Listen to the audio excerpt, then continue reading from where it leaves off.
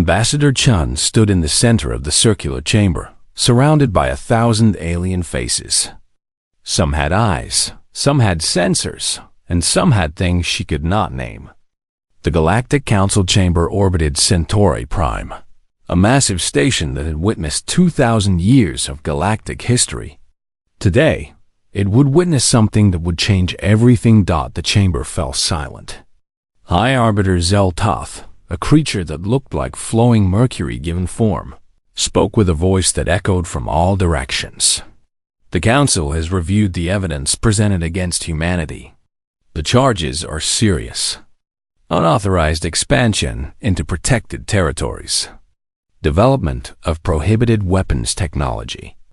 Aggressive trade practices that threaten established markets. Humanity, you have been part of this council for 200 years. We expected better.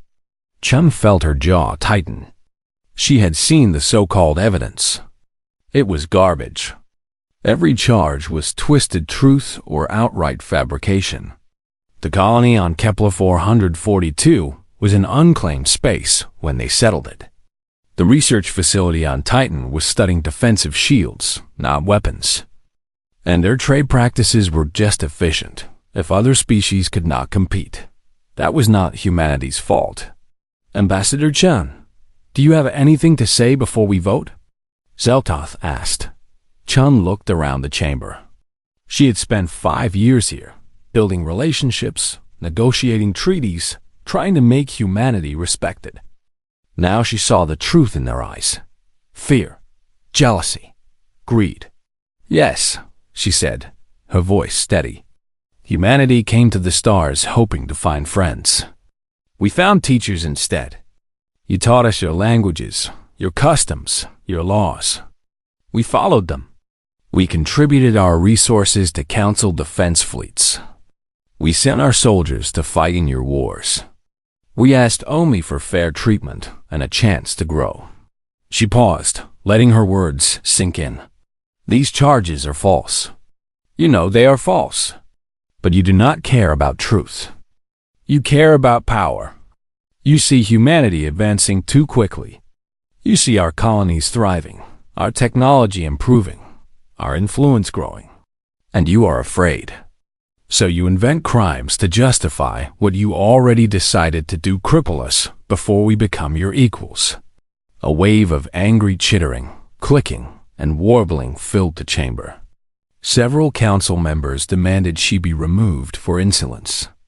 Others called for immediate punishment. Zeltoth raised 3 of its appendages, and silence returned. Your accusations are noted and rejected, Zeltoth said coldly. The council will now vote. Chun watched the voting display light up. One by one, species registered their decisions. Green for humanity, red against. The Greens were few, mostly younger species, recent additions to the council who remembered being in humanity's position. The Reds dominated. When the final count appeared, Chun felt something break inside her chest. 943 species voted against humanity. Only 57 voted in favor. The verdict is clear, Zeltoth announced. Humanity is found guilty on all charges. The sentence is as follows.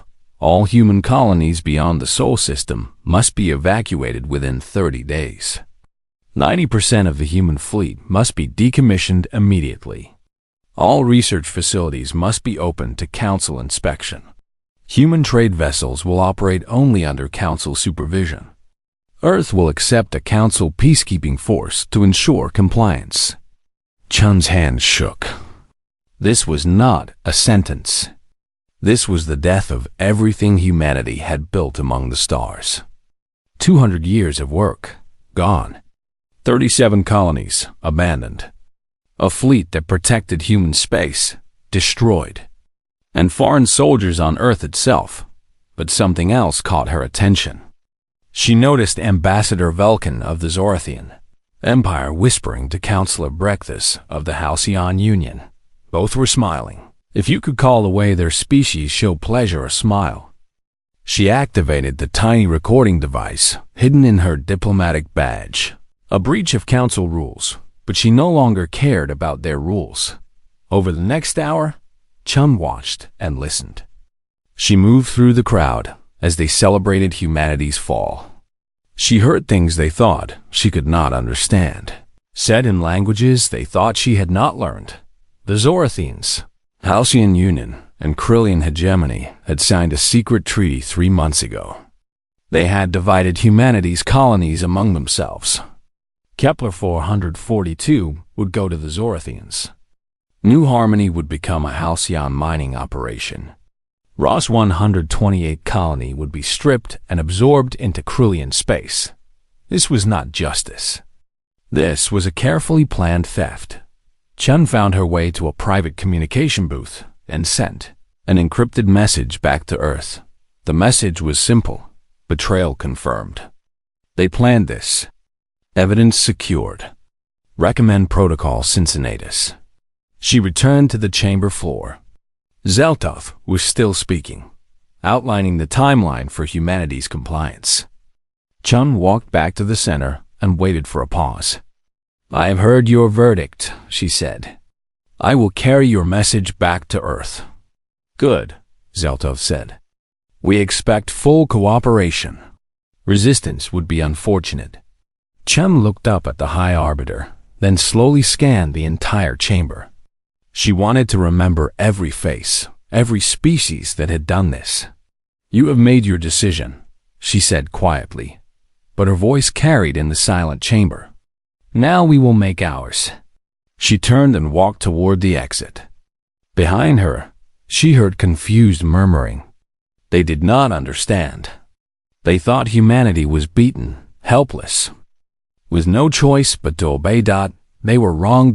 As Chen boarded the shuttle back to the human embassy station. She thought about Earth. She thought about Mars, about the Belt colonies, about the 37 worlds where humans had built homes under alien stars.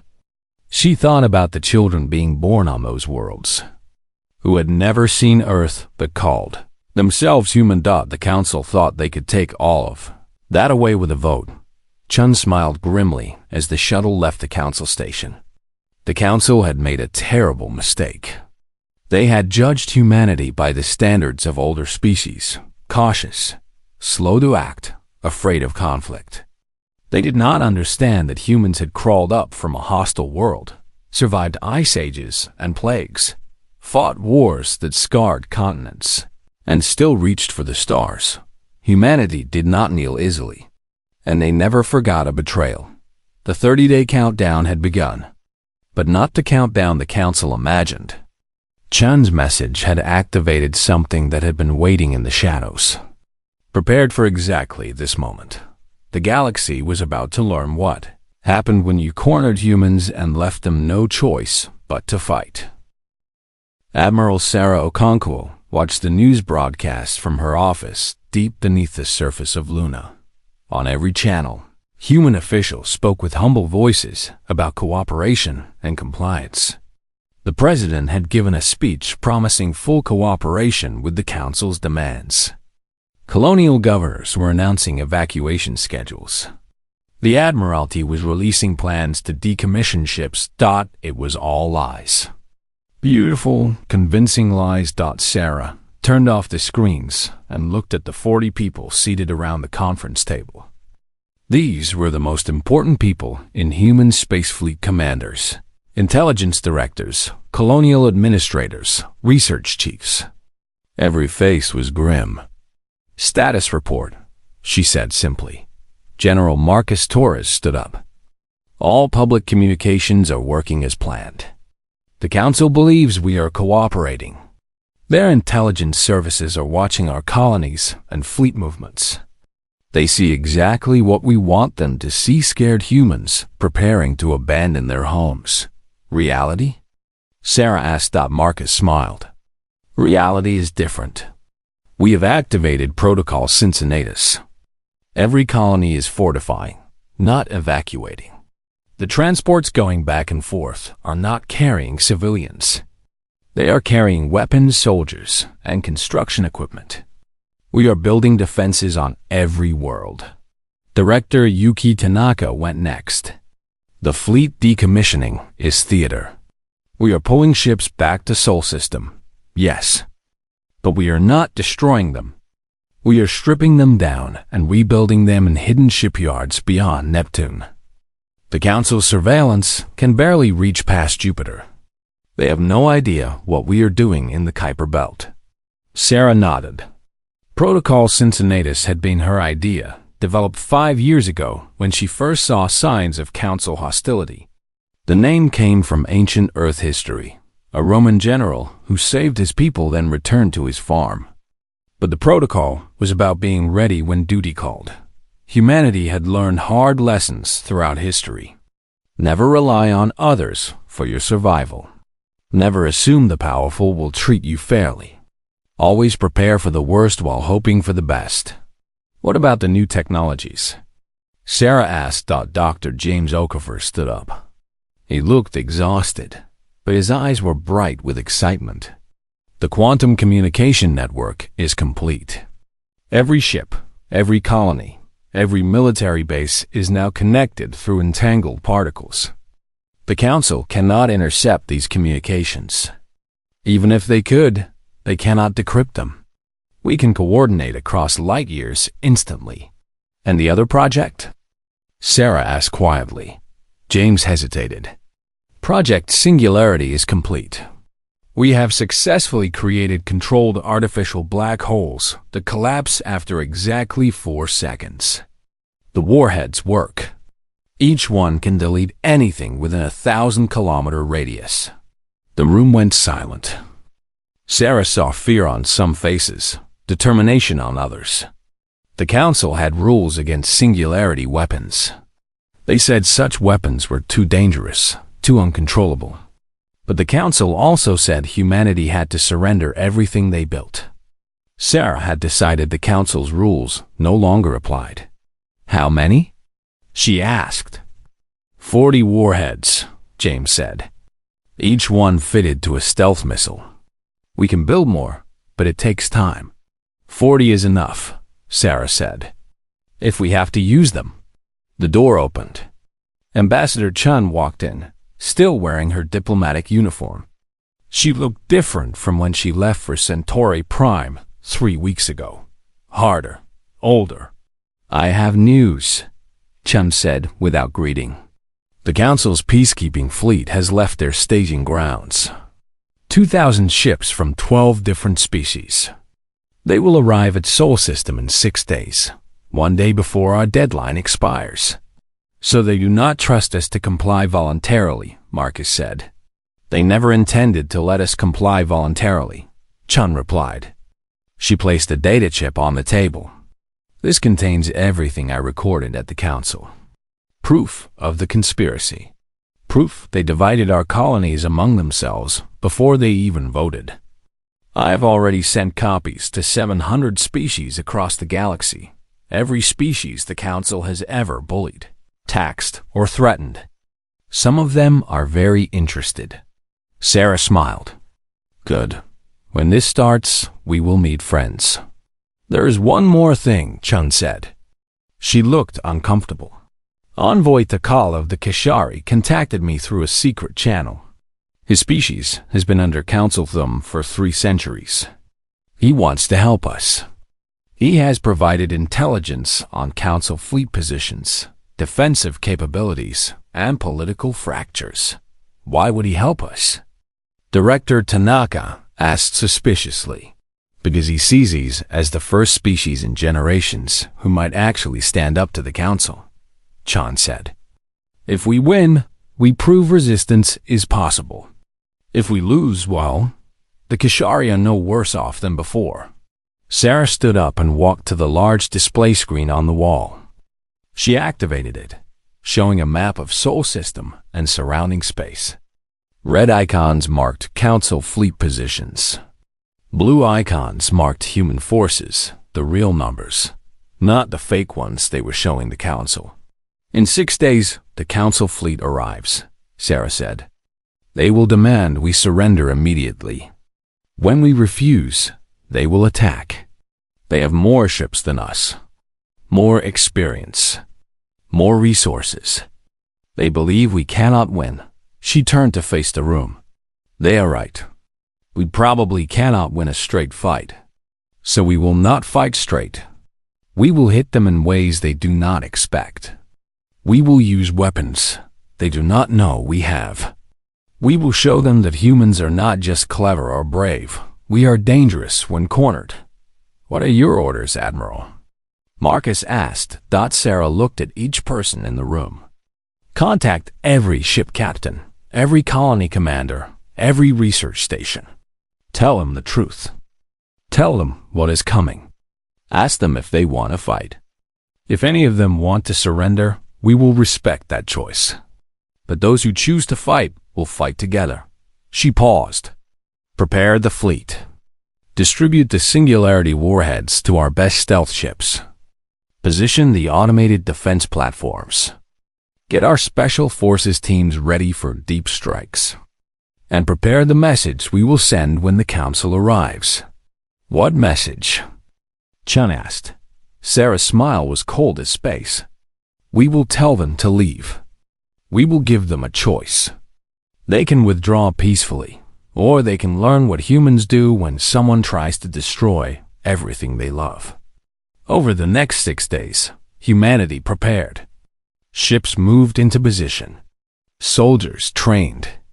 Weapons were distributed. Families on the colonies recorded goodbye messages, just in case. Everyone knew what was coming, but they also knew something else. They knew that their leaders had not given up. They knew that Earth had not abandoned them. They knew that even if they lost, they would lose fighting, not kneeling. On the 6th day, sensors detected the Council fleet dropping out of faster-than-light travel at the edge of Sol System. 2,000 ships, bristling with weapons, confident in their superiority. Sarah stood in the command center, surrounded by screens and officers. She took a deep breath. Send the message, she said. Everything that came next would echo across the galaxy for generations. Humanity was about to issue an order to powers that had ruled the stars for thousands of years. And the Council was about to learn why you should never corner humans and expect them to die quietly. Fleet Commander Xerthis of the Council. Peacekeeping Armada felt confident as his fleet emerged from faster-than-light travel at the edge of human space. 2,000 ships stretched behind him in perfect formation, warships from the Zarthian Empire, the Halcyon Union, the Krillian Hegemony, and 9 other species. It was the largest peacekeeping force, assembled in 300 years. The humans would see this fleet and understand they had no choice. They would surrender immediately, and this operation would be over within hours. Xerthis would be celebrated as the commander who brought humanity to heel without firing a shot. Sir, we are receiving a transmission, his communications officer reported. It appears to be directed at all Council frequencies. From the humans? Xerthis asked. Yes, sir. They are requesting we receive it on all screens, all ships, maximum priority. Xerthis laughed. They want to beg properly. Very well. Put it through. The main screen flickered. Instead of Ambassador Chun or some military officer, the image showed a woman in a simple dark suit. The text identified her as Secretary General Aisha Kimani, the elected leader of Earth's government. Behind her stood Admiral Okonkwo and several other military commanders. Their faces were hard as stone. Secretary General Kimani began to speak. To the Galactic Council and all species listening to this transmission. Humanity has served the Council loyally for 200 years. We followed your laws. We fought in your wars. We contributed our resources to the common good. We asked only for fair treatment and the right to exist. Xerthis frowned. This did not sound like a surrender speech. You repaid our loyalty with fabricated charges and impossible demands. You voted to strip away our colonies, destroy our fleet, and occupy our homeworld.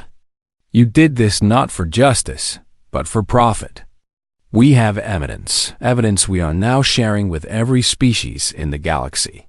That council members plan to divide our colonies among themselves before they even held the vote. On another screen, Surface saw data flowing out across galactic communication networks. The humans were actually broadcasting their so-called evidence everywhere. This was a serious breach of protocol. You believed we would surrender, Kamani continued. Her voice grew colder. You believed we had no choice. You were wrong. She leaned forward slightly. This is not a request. This is an order. Withdraw your fleet beyond the 50 light-year perimeter of Sol System within 72 hours. If you do not, we will consider your presence an act of war. We will respond with total commitment. We will use every weapon, every tactic, and every resource at our disposal. Xerthis' confidence wavered.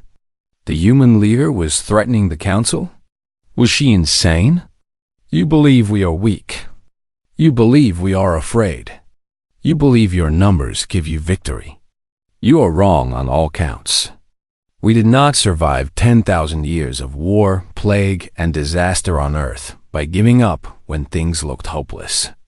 We survived by fighting when fighting was the only option. Kamani stood up straighter. You have 72 hours. Choose wisely.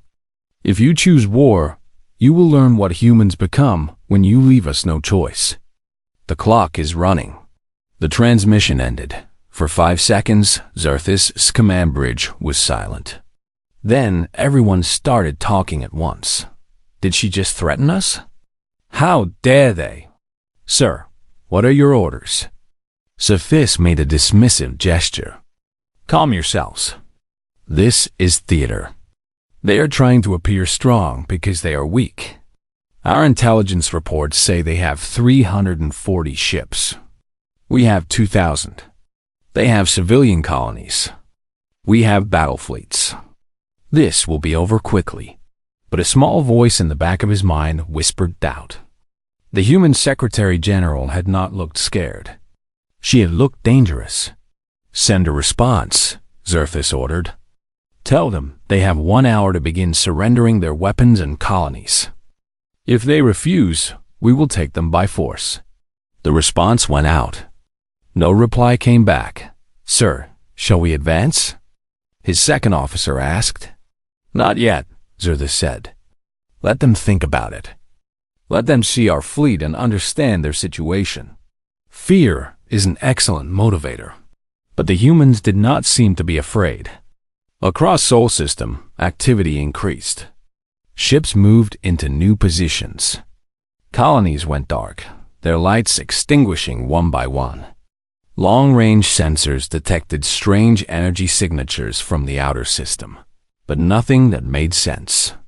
Admiral Okonkwo stood in her command center beneath Luna, watching the council fleet on her screens. They were holding position at the system's edge, probably expecting humanity to panic. They did not withdraw, General Torres said. We did not expect them to, Sarah replied. They think we are bluffing. They think our weapons are inferior and our numbers too small. They have calculated the odds and decided we cannot hurt them. Can we? Torres asked quietly. Sarah looked at him. We are about to find out. Send the orders. Execute Operation Cincinnatus. Begin Phoenix Protocol. Across human space, orders went out through the quantum communication network. Every captain, every commander, every soldier received their instructions simultaneously, on Earth. The message played in military bases around the world. Make them remember why humans do not kneel. In the Kuiper Belt, beyond Neptune where council sensors could barely reach, darkness gave birth to light. Hundreds of ships emerged from hiding ships that were supposed to be decommissioned, destroyed, gone. But they were very much alive. Their engines burned bright as they began moving toward the inner system, on Mars.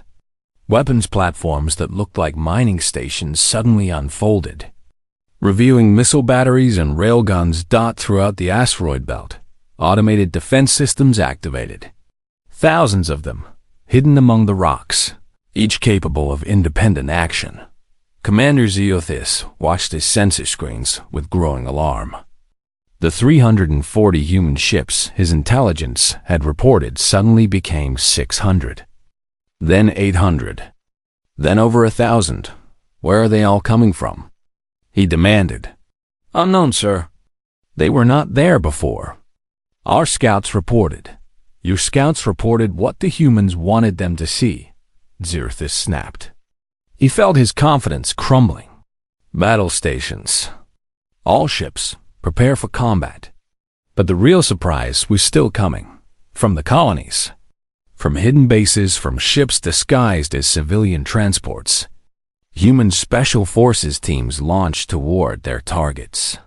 They had been positioned for weeks, waiting. Now they moved with precision toward council supply depots, communication relays, and command stations scattered throughout nearby space. And 40 stealth missiles, each carrying a singularity warhead, began their silent journey toward the council fleet. Sir, we are detecting multiple launch signatures. A council officer reported. Thousands of missiles inbound. Activate defenses, Zeothis ordered. Destroy them. The council fleet's defensive systems engaged, shooting down missile after missile. They were good at defense. They had been doing it for centuries. But they were not prepared for the sheer number. Human missiles came in waves, each wave slightly different from the last, forcing the council ships to adjust constantly. And hidden among the thousands of regular missiles were the 40 special ones, silent, invisible to most sensors. Moving slower than the others, patient. Sarah watched the battle begin from her command center. Status on the singularity warheads? 37 are still active and approaching their targets, Dr. Okafor reported. 3 were destroyed by lucky hits. 37 is enough, Sarah said quietly. Detonate when ready. Light years away, Envoy Takal of the Kashari received his own copy of the human broadcast. He watched Secretary General Kimani's speech 3 times, then made a decision that would change galactic history. He sent a message to his government and another to 7 species his people had secret contacts with. The message was simple. The humans are fighting. If they can stand against the council, perhaps we can too. It is time to choose sides. The 72-hour countdown had begun, but everyone now understood it was not counting down to surrender. It was counting down to the moment when the galaxy learned a new lesson about humanity, about courage, and about what happens when you give people no choice but to fight for everything they love. Commander Zarthis felt the first moment of real fear when his sensors officer screamed, "Sir, energy signature like nothing I have seen before. Multiple sources. They are. The Zorathian dreadnought Eternal Glory simply ceased to exist. One moment it was there, a ship 3 kilometers long with shields strong enough to survive a star's corona. The next moment, reality twisted around it. Space bent inward. The dreadnought compressed into a point smaller than an atom, then vanished in a flash of radiation. Then another ship disappeared. Then another. What is happening? Zerthis demanded. I do not know. His science officer replied, voice shaking. The readings are impossible. They are creating artificial singularities. Controlled black holes. That is illegal. That technology is forbidden. Tell that to the humans. Across the council fleet, panic spread. Ship captains tried to scatter, breaking formation to avoid the invisible death that could appear anywhere. But the human singularity missiles were patient. They had been programmed to find the biggest, most important targets. Capital ships. Command carriers. Flagships stopped one by one. They found their marks. The black holes lasted only 4 seconds before collapsing, evaporating in bursts of Hawking radiation. But 4 seconds was more than enough. Anything within 1,000 kilometers was gone. Not destroyed, gone. Erased from existence. 37. Council ships disappeared in the first 10 minutes. Admiral Okonkwo allowed herself a grim smile. The Singularity warheads are performing as expected. General Torres, begin the second phase. Yes, ma'am. All ships, engage at will. The human fleet that had hidden in the Kuiper Belt crashed into the confused Council forces like a hammer. But they did not fight the way the Council expected. Human ships worked in small groups, moving fast, hitting hard, then retreating before the enemy could respond. They used kamikaze, drones, thousands of small automated ships that threw themselves at Council vessels. Each drone was cheap to build, but carried enough explosive to cripple a warship's shields. The Council's defensive systems could not track them all. They used cyber warfare. Human hackers, trained for years on captured Council technology, infiltrated enemy computer systems. Weapons turned on their own ships. Navigation systems reported false positions. Communications channels filled with garbage data. They used relativistic kinetic strikes. Chunks of metal accelerated to 30% of light speed did not need explosives. When they hit, they released energy equivalent to nuclear weapons. The Council's energy shields could stop lasers and plasma, but solid matter moving that fast went through shields like they were paper, and human tactics were unpredictable. Council commanders had fought battles for centuries using the same proven strategies. Humans threw out all the old rules. They ambushed. They feinted. They pretended to retreat, then turned and attacked. They did things that made no tactical sense until suddenly they did. Captain Liu Wei commanded the destroyer Shanghai. Her orders were simple: cause chaos. She took her ship straight into the middle of a Council formation, launched every weapon she had, then self-destructed before they could capture her. The explosion disabled 4 Council ships and killed her entire crew, but it also created a gap in their formation that 3 other human ships exploited. This happened again and again. Human captains who knew they could not win simply made sure their deaths cost the enemy dearly. But humanity was paying a terrible price. For every Council ship destroyed, humans lost 2 or 3. The numbers were against them. The experience gap was real. Council ships had better shields, better armor, better trained crews. Aboard the flagship Defiant, Admiral Okonkwo watched the casualty reports climb.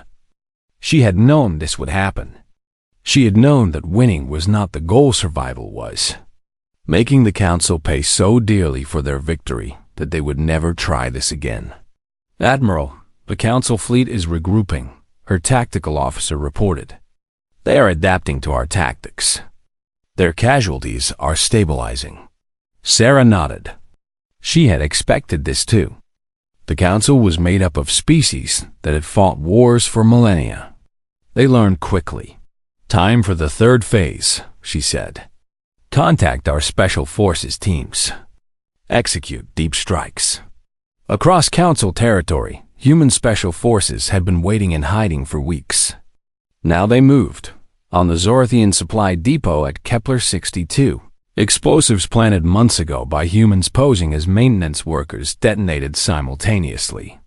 30 supply ships loaded with ammunition and fuel for the Council fleet vanished in a chain reaction of explosions. At the Halcyon communication relay station in the Procyon system, human hackers physically infiltrated the main computer core and uploaded a virus. The relay controlled communications for 300 Council worlds. When the virus activated, every message was scrambled, delayed, or lost. The carefully coordinated Council fleet suddenly could not talk to each other reliably. At the Krillian command station, orbiting Epsilon Eridani, 6 human commandos in stolen maintenance suits walked into the central operations room and opened fire. They killed the senior commanders coordinating the Council's peacekeeping operation before dying themselves. The attack was suicide, but it threw the Council's command structure into chaos. These strikes happened everywhere at once. Humans had spent years infiltrating Council territory, learning their systems, finding their weaknesses. Now all that preparation paid off in blood and fire. But the real change came from an unexpected source. Envoy Takal of the Kishari appeared on galactic news channels across 800 star systems. His species was supposed to be loyal to the Council. Instead, he said words that changed everything. The Council has lied. I have seen the evidence humanity provided. The charges against them were fabricated. The verdict was decided before the trial. This is not justice. This is theft disguised as law. He paused, letting his words spread across the galaxy. The Kishari will not be part of this crime. We withdraw from the Council peacekeeping operation immediately. We declare neutrality in this conflict. And we invite all species who have been bullied, threatened, or manipulated by the Council's elder powers to examine the evidence and decide for themselves who the real criminals are. Within 6 hours, 7 more species made similar announcements. They were all species the Council had pushed around for centuries: young species, poor species, species without the military power to protect themselves. But together, their withdrawal meant something. It meant the Council's moral authority was broken. It meant that other species were watching and questioning. It meant that even if humanity lost this battle, they had won something more important. They had exposed the truth. Commander Xerthis saw his perfect operation falling apart. 37 capital ships gone to those cursed singularity weapons. Hundreds more damaged by human attacks. Supply lines cut. Communications unreliable. And now political fractures spraying through the Council itself. Sir, we need reinforcements, his second officer said quietly. We have lost over 400 ships. The humans are still fighting. At this rate, we will still win. Xerthis snapped. We have 1,600 ships remaining. They have maybe 800. Simple mathematics. Sir, the mathematics do not account for their willingness to die. Every human ship fights like it expects to be the last. They are not trying to win. They are trying to make us pay. Xerthis knew his officer was right. He had fought battles where the enemy surrendered when casualties reached 20%. The humans had lost 40% of their fleet and were still attacking. What kind of species did that? The battle raged for 48 hours. In the belt, among Mars's moons, near Jupiter's orbit, ships died by the hundreds. The space around Sol system became a graveyard. Admiral Okonkwo stood on the bridge of Defiant, watching her fleet shrink. She had started with 1,200 ships. Now she had fewer than 600. But the Council had lost even more. Admiral, we are receiving urgent communications from the Council Fleet Command, her communications officer said. They are requesting a ceasefire. Sarah felt something in her chest loosen slightly. Not victory, but survival. Tell them we will discuss terms after they withdraw beyond the 50 light-year perimeter. Not before. They are asking for 12 hours to evacuate their damaged ships and recover survivors. Sarah thought about the 47,000 humans who had died in the last 2 days. She thought about Captain Li Wei and all the others who had sacrificed everything. They have 6 hours, she said, and they will withdraw immediately after. If they stay 1 minute past that deadline, we resume combat. The Council fleet began withdrawing at hour 67, shattered and humiliated. They had come expecting easy victory. They left understanding they had barely survived. Ambassador Chun stood in what remained of the Council chamber on Centauri Prime, but everything had changed. The great circular room that once held 1,000 species now held only 600. Many seats were empty species that had withdrawn, declared neutrality, or simply stopped showing up. The walls bore scorch marks from a protest that had turned violent 3 days ago. Someone had thrown an incendiary device at the High Arbiter's platform. Security had stopped it, but the damage remained, a symbol of how far the Council had fallen. The emergency session will come to order, High Arbiter Zeltoth announced. Its voice no longer carried the same confident authority. We are here to discuss the situation with humanity. Situation? Ambassador Velkin of the Zorthians stood up, rage making his translator crackle. They destroyed 47 of our ships. They used illegal weapons. They attacked our supply stations. This is not a situation. This is an act of war that must be punished. Punished? Envoy Desfichon of the Kishari stood up as well. You started this war with your fabricated charges and your theft. Humanity defended itself. If you try to punish them, you will face more than just humans this time. The chamber erupted into angry voices. Chun watched the chaos with grim satisfaction. The council was tearing itself apart. The younger species, emboldened by humanity's resistance, were finally standing up to the elder powers. The alliance that had ruled the galaxy for 2,000 years was fracturing. Enough! Zeltoth roared. Ambassador Chun, humanity has been recalled to this chamber. What is Earth's position? Chun stood up slowly. She had prepared these words carefully. Humanity's position is simple. We will never again accept council jurisdiction over human space. We will not abandon our colonies. We will not dismantle our fleet. We will not allow foreign peacekeepers on Earth. The verdict you issued is void. We reject it completely. You cannot simply reject council authority. Velkin shouted. We just did, Chun replied calmly. You tried to enforce your verdict with military force. You failed. You lost over 800 ships. We lost fewer than 700. You retreated.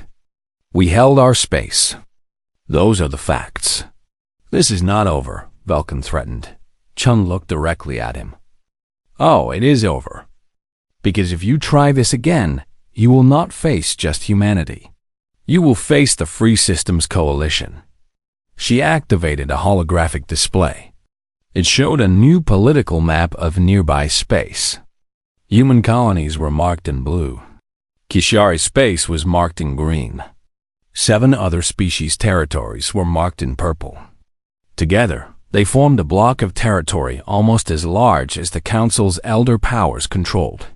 Yesterday, humanity, the Kishari, and 7 other species signed a Pact of Free Systems, Chun announced.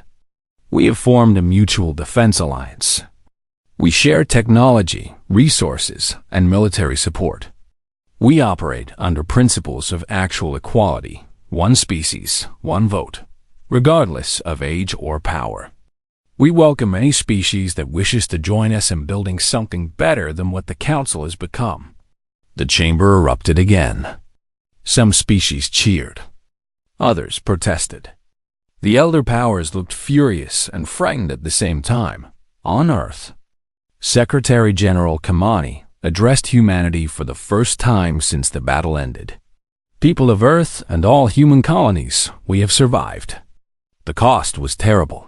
47,000 of our people died defending our freedom. Hundreds of ships were destroyed. Several colonies took damage from Council attacks. But we endured. We proved that free people cannot be conquered by intimidation and threats. She paused, her voice heavy with grief and pride. We did not want this war. We offered the Council partnership, cooperation, and friendship. They responded with betrayal. But we will not become what they are. We will not rule through fear. We will not break treaties for profit. We will build something better, a coalition based on mutual respect, shared defense, and genuine equality. In the reconstructed command center on Luna, Admiral Okonkwo met with her surviving fleet commanders. The room was smaller than before. Too many chairs were empty. The Council has not given up, she told them. They are wounded, but not broken. They still have more ships, more resources, more experience. They will try again, maybe in a year, maybe in 10 years. But they will try. Let them try, General Torres said quietly. We will be ready. Sarah nodded. We will be. But this time, we will not be alone. The Kishari have impressive sensor technology. The Valaxi have advanced shield systems. The Korthan understand cyber warfare better than anyone. Together, we are stronger than we were. What are your orders going forward, Admiral? A captain asked. We rebuild. We fortify. We help our new allies strengthen themselves. We share our technology with species that share our values. And we stay vigilant. Always vigilant. We will never again be caught unprepared. On Ross 128 colony, which the Krillians had planned to strip and absorb, Governor Sarah Martinez stood at a memorial. 47,000 names were carved into black stone, one for each human who died in the battle. Colonists came in a steady stream, touching names, leaving flowers, crying. A young cadet approached Chen. He could not have been more than 20 years old. Ma'am, I heard you were there when the council betrayed us. I wanted to ask, do you think they will try again? Chen looked at the young man. She thought about lying, about giving him comfort. But he deserved the truth. Yes, she said. They will probably try again. They are wounded now, humiliated, divided. But eventually, they will rebuild their strength and their confidence. They will remember that we are still smaller than them, younger than them, and they will convince themselves they can win if they just try harder. Then why did we fight? The cadet asked, his voice breaking. If they will just come back, why did 47,000 people die? Chen put a hand on his shoulder. We fought so that when they come back, they will remember what it cost them the first time.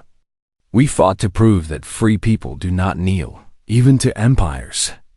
We fought so other species would see that the council can be resisted. We fought for the principle that dignity and freedom are worth dying for. She looked up at the memorial. Those 47,000 people did not die for nothing. They died so you could stand here free, so this colony could remain human, so Earth would never bow to foreign masters. They died so the galaxy would learn a new lesson about humanity. What lesson? The cadet asked. Chun smiled sadly. That we do not forgive easily. We do not forget. And we never, ever surrender. Weeks later, Ambassador Chun received a private message from Commander Zerthis. The council officer who had led the failed invasion sent just 3 sentences. You were right. We were wrong. We will remember. Chun did not reply. There was nothing more to say. Across human space, life slowly returned to normal. Colonies rebuilt damaged structures. The fleet repaired damaged ships and built new ones. Scientists continued developing better weapons, better shields, better technologies. Diplomats worked to strengthen the Free Systems Coalition and attract new members. Humanity had learned many lessons from the war. They learned that the powerful often abuse their power. They learned that justice is not guaranteed by laws. It has to be defended. They learned that freedom always has a price, but they also learned something more important. They learned that when humans are pushed to the wall and given no choice but to fight, they fight with everything they have. They learned that courage and preparation can overcome numerical superiority. They learned that standing up to bullies, even powerful ones, can inspire others to stand up to. The galaxy had changed. The council still existed, but it was weaker, divided, and no longer able to dictate terms to everyone. The Free Systems Coalition grew stronger each month as more species joined. Attracted by the promise of genuine equality and mutual defense, it was not perfect. There were still conflicts, still disputes, still dangers. But it was better. It was a galaxy where humanity had earned respect through strength, where freedom was defended with blood, where the old order had been challenged and found wanting. Admiral Okonkwo stood at the window of her office on Luna. looking up at Earth hanging in the black sky. She was older now, more tired, carrying the weight of all the decisions she had made and all the lives. Those decisions had cost, but she did not regret them. She had done what needed to be done. She had protected her people. She had shown the galaxy that humanity would not be destroyed quietly. Her terminal chimed. A new report. 3 more species had requested information about joining the Free Systems Coalition. She smiled. The work continued. The vigilance never ended. But humanity had proven something fundamental. They had proven they belonged among the stars, not as subjects or servants, but as free people who would defend their freedom against anyone who threatened it. The Galactic Council had betrayed humanity, tried to destroy them, and failed. Humanity had issued their order. We will not kneel. The galaxy had learned to listen.